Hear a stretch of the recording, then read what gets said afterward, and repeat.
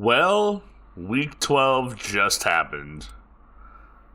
And what the hell?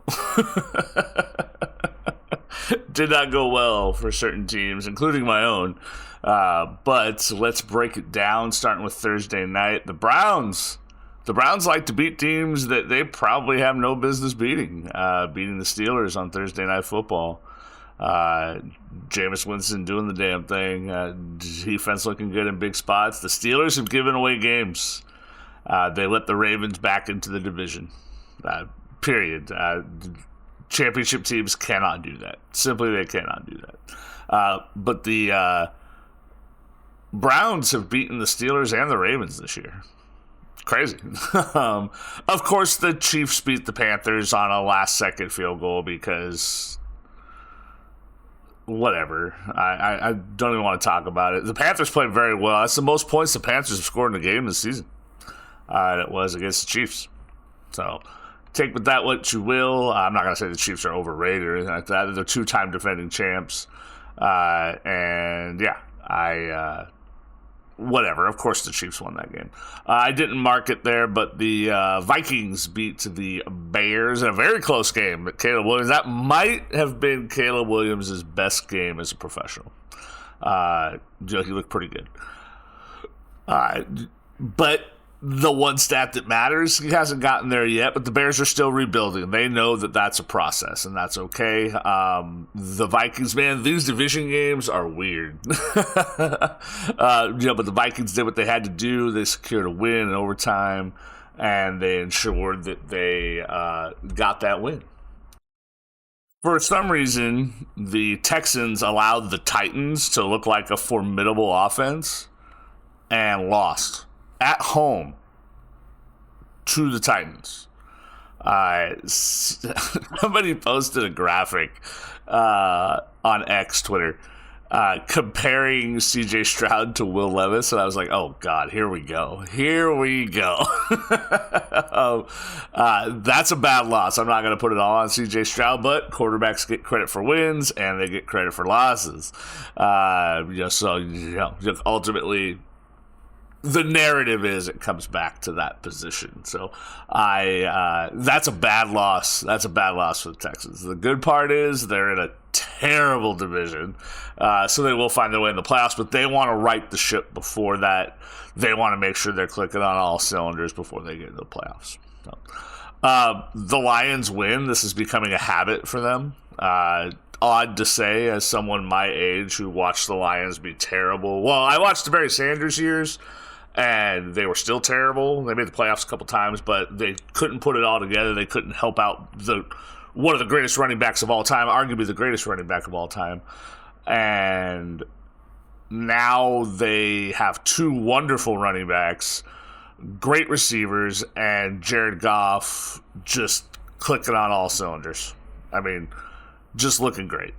The Lions are a scary, scary football team, and if they stay healthy going into the playoffs, look out. They are going to be tough to beat. Dolphins beat the Patriots. That's probably the worst the Patriots have looked in a season where they have not looked good. They have 2 wins. But they looked bad. They looked confused, and you can't do that against division opponents who are just going to know you so well. And the Dolphins are starting to knock on the door of a potential wild card opportunity. They're going to need help down the stretch, and they're going to have to keep winning football games, but they're definitely part of the conversation. We still have quite a bit of football left. Baker Mayfield versus the New Jersey Giants. The Bucs look good. Baker Mayfield running in a touchdown and doing the Danny DeVito celebration in front of Giants fans was absolute class. Baker Mayfield's awesome. So good for the Bucs. That's a big win for them. It keeps them in the division picture because it's pretty close at the top there with Atlanta. I think that the Buccaneers look good. They're going to be exciting anytime they play. But that was a good win for them going on the road, going up to New Jersey, and just making sure they got the job done coming off of their bye week. So, Cowboys beat the Washington Commanders. Commanders are on a bit of a slide. That's a good win for the Cowboys. Some people would say it's a bad win for the Cowboys because at this point they're probably playing for draft position, right? But, I mean, you still go out there and play the game, and they're on the road against a division opponent, playing spoiler, changing that division, or changing the wild card race, because we'll talk about that division when we get to the Sunday night game a little bit more. The Cowboys are good enough. I mean, you got to remember they're playing without their starting quarterback, which is not an easy thing to do in the NFL. And they still went out there against a really good opponent and did the damn thing again. And like I will say this until this season is over: division games are freaking weird. But the Cowboys did what they were supposed to do. Broncos beat the Raiders. Really, no surprise. I might owe Broncos fans an apology. They might not be frauds. I actually conversed on X, Twitter, with a very, very nice Bronco fan. We were having just fun banter with each other on the Pat McAfee Monday Overreactions Twitter thread. And just how excited we are, both franchises, Chargers and the Broncos, to have at least a chance, like a chance to be competitive. And I think Bo Nix is starting to provide that for them. Him and Jaden Daniels are still 1-2 for Rookie of the Year. Although there are some running backs, there are some, I mean, heck, could Bucky Irving? Anyone? There's a couple receivers out there that I think could be part of that conversation, but they tend to give those things to quarterbacks, fair or not. And Bo Nix is definitely part of that conversation. His September was awful and horrible, and from there on out, he's looked very good. Very good. He's with a coach who's a quarterback whisperer, and I mean, he's going to be part of that conversation. Can he keep it going next year, year after that? We'll see. I hope he doesn't, because I'm a Chargers fan, but but he definitely looks the part so far. When I made this next prediction, Brock Purdy was still playing football. And San Francisco went into Green Bay and got their absolute asses kicked. Just got beat up.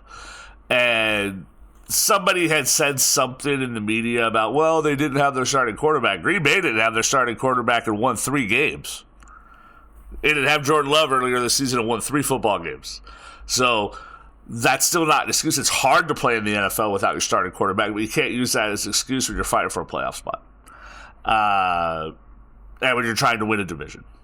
So Green Bay does the damn thing. They stay competitive in a very tough division with Detroit and Minnesota, right? They're still part of that conversation. Slip-ups are going to cost one of those teams, okay? Green Bay's they are in a wild card position, so good for them. Most disappointing game of the week was the Cardinals and Seattle. I owe Seattle fans an apology. I'm on my Eat Crow week. The Cardinals looked absolutely tragic. Kyle Murray forgot how to play football. I don't know if he's playing a lot of Call of Duty, because I know I have. But bro forgot how to football. His offensive line forgot how to football. They forgot that they're a running team. Run the damn ball. Right? And Seattle looked like a formidable opponent. They look like someone you don't want to play this late in the season. And good for them. Good for them. They got to win. They're creeping up in that division because, transitioning over to Sunday night, the Rams lost.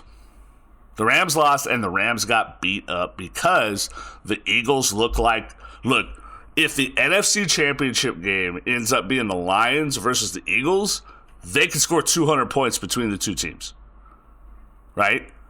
Or it'll be like a 10-0 game because football, right? But Saquon Barkley has to be in the MVP conversation, and he's not in third place. He's second or first, right? Him and Lamar Jackson. Him and Jared Goff. Jared Goff might have played himself out of the MVP conversation a couple weeks ago when he threw 5 picks, but they still won. But the Rams gave one away. Seattle beat a division opponent, and the 49ers lost. That was a good week for Seattle because the rest of the darn division lost, right? And for the Eagles, the Cowboys helped the Eagles out because they beat the Commanders. So, I mean, Saquon Barkley is a scary dude. He's scary. I want him to win MVP now because I'm tired of that award just being a quarterback award. Monday Night Football last night. I'm recording this on Tuesday morning. It's 7:42 in the morning in Phoenix.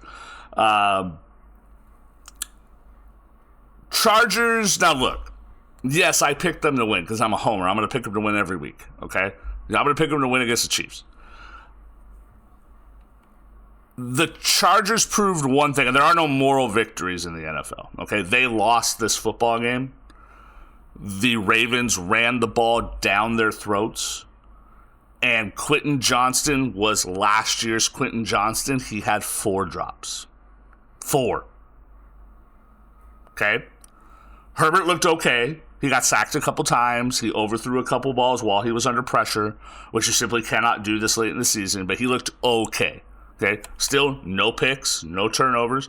J.K. Dobbins leaving that game changed the conversation for the Chargers. And I'm not making excuses. Those are the facts. Okay, Chargers proved one thing. They could hang.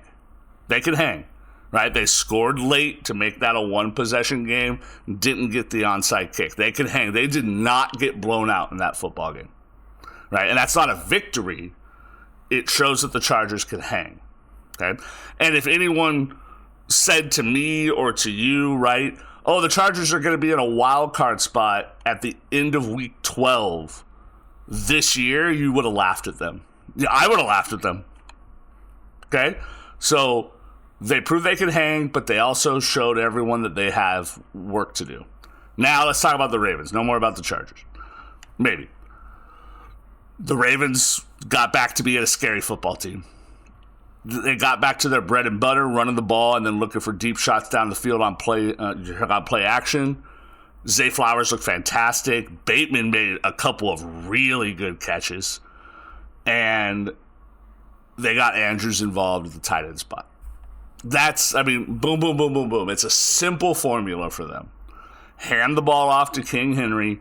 Let him beat teams up. Get Lamar on the outside 6-7 times a game, however you want to do it, right? And then let Lamar throw the ball because he's a quarterback, right? He's an MVP quarterback. Ravens look scary again. And the Steelers decided, yeah, let's lose to the Browns and let the Ravens back into this division. Woo! That's week 12, everyone.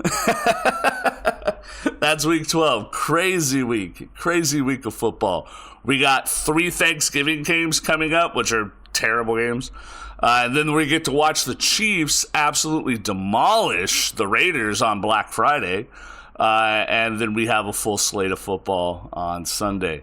And then our game on Monday. I will do my prediction video. Will be out tomorrow. But I hope you guys enjoyed this one. In the comments, let me know who your team is and what you're most excited for Thanksgiving. What kind of food are you guys going to have on the table? Let me know down in the comments.